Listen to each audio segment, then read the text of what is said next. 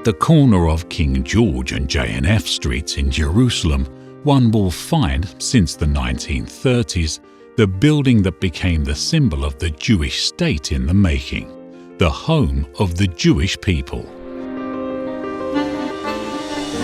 The historic events that were commemorated at this plaza, the big and important celebrations, and the fateful decisions that were made in this building impact our lives to this very day. This is the unique story of one building in Jerusalem, the National Institutions Building. The story of the building begins with an architectural competition that aroused much interest in the Yeshuv. 30 of the most famous Jewish architects heeded the call. The goal? To design a central building for the Jewish leadership. Of all the proposals, one stood out by a virtually anonymous architect by the name of Yochanan Retner. In this winning proposal, he sketched a building with a formal facade, windows reminiscent of the slits in the old city walls, and an international Bauer style that he adapted to the city's character.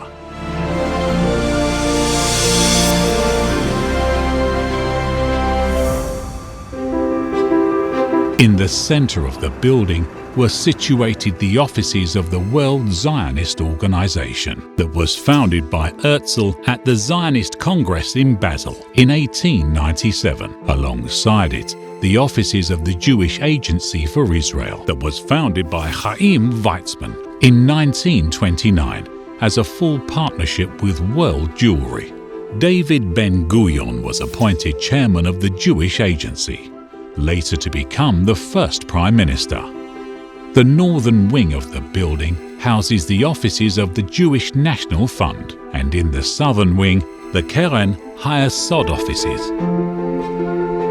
Very quickly, the building began fulfilling its purpose. Fateful decisions that pertain to Jews, locally and around the world, were made in its various wings.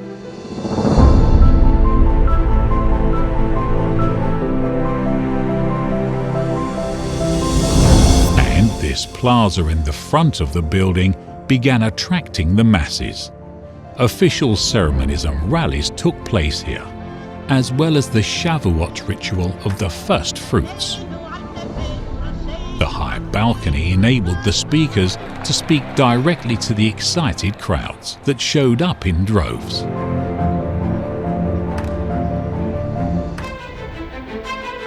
Two years before the establishment of the state, and led by Golda Meir, together with David Remez and Zalman Shazar, a hunger strike was decided upon in the building. The strike was against the mandate regime that refused to allow 1,000 Holocaust survivors to sail to the land of Israel from Italy.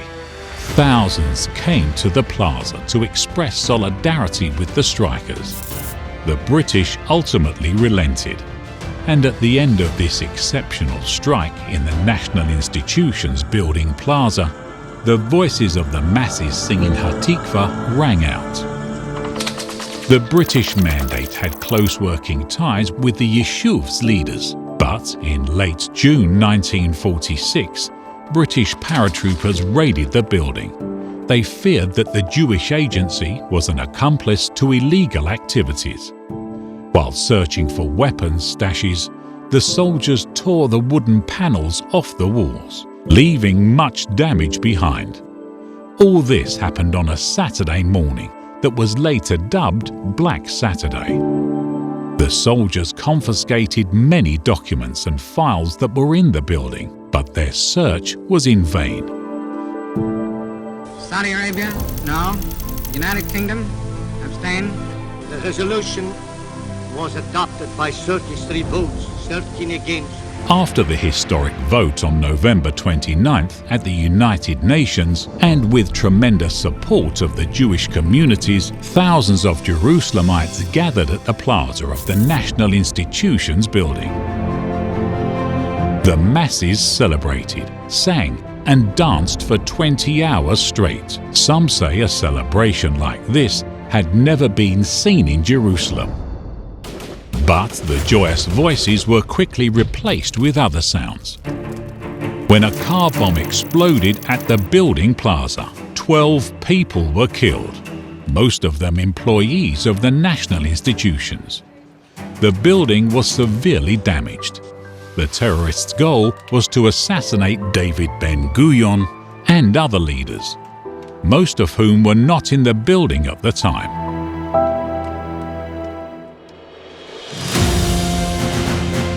Two months later, on May 14, 1948, David Ben-Gurion declared the establishment of the state in Tel Aviv.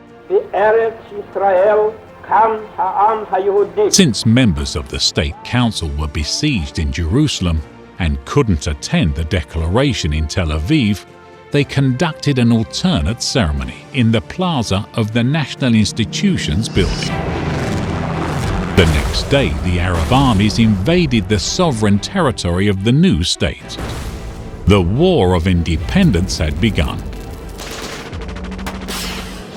In late January, the first general elections took place, and on February 14, 1949, the building saw the opening session of the Constituent Assembly.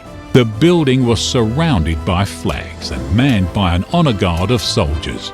Here, in this big auditorium, stood the president of the Provisional State Council, Dr. Chaim Weizmann, who oversaw the session. It is with a sense of honor and awe that I rise to open the Constituent Assembly of the State of Israel, the first Jewish assembly of our day in Jerusalem, the Eternal City. Thousands excitedly gathered at the building, who came to witness the miracle of democracy. 3 days later, in the same auditorium that would later be named after him, Weizmann was sworn in as the first president of the State of Israel. Knesset Speaker Yosef Sprintzak swore Weizmann in at this historic event and declared, 45 years after Herzl's death, 1 year after the establishment of the state, the first Knesset fulfilled his last will and testament, and he was brought for burial in the land of Israel. His coffin was placed on a high platform at the plaza of the National Institutions building. Thousands of citizens walked by it to pay their final respects to the man who envisioned the establishment of a Jewish state in the land of Israel. On December 20, 1949, the first government session took place in the National Institutions building. Prime Minister David Ben-Gurion decided that his office would be located next to the office he worked in as chairman of the Jewish Agency and the Zionist Executive. The Prime Minister's office was here until late August 1962. The Israeli government made many decisions in the early years of its existence, and many of them were made here between these walls. In the National Institutions building, the waves of immigration to Israel, the decision to establish Yad Vashem, preparations for the Sinai War, the planning of the national water carrier and more.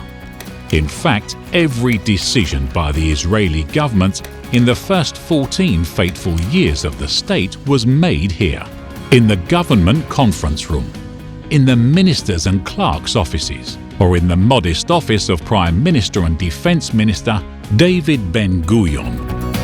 The National Institutions building, the house where the state was born, is still the hub of activities of the Zionist movement and its institutions.